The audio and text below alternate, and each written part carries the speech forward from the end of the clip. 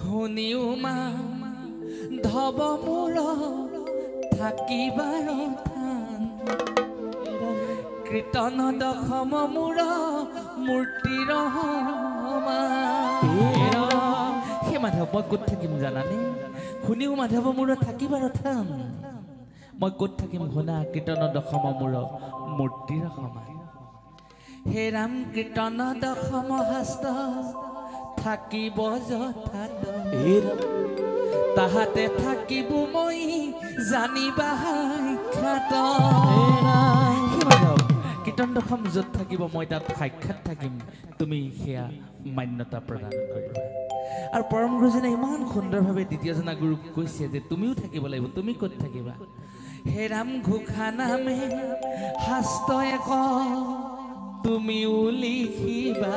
হে ৰাম ঘোষা ৰত্নাৱলী মধ্যে তুমি থাকিবা ঘোষা ৰত্নাৱলী মধ্যে তুমি থাকিবা হে ৰাম শংকৰ গুৰু জিলিকি আছে কীৰ্তন দশমৰ পাতে পাতে মাধৱদেৱ জিলিকি আছে ঘোষা ৰত্নাৱলীৰ মাজে মাজে শংকৰ গুৰু জিলিকি আছে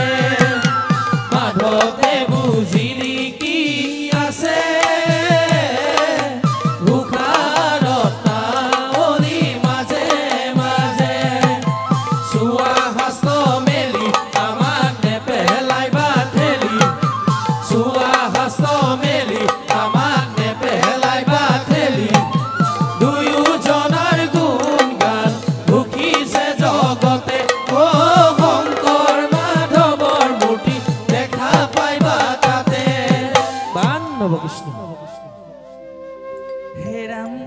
গোবিন্দৰ গুণ কৰ্ম কীৰ্তনতে বাহে ধৰ্ম শ্ৰৱণতে পাপ হইব নাখ জানিবান হৈ লোৱা নাম দুয়োজনা গুৰুৰ দান হৃদয়তে হৰি লহিব বাস হৃদয়তে হৰি লহিব বাস চাপৰি ঘূৰে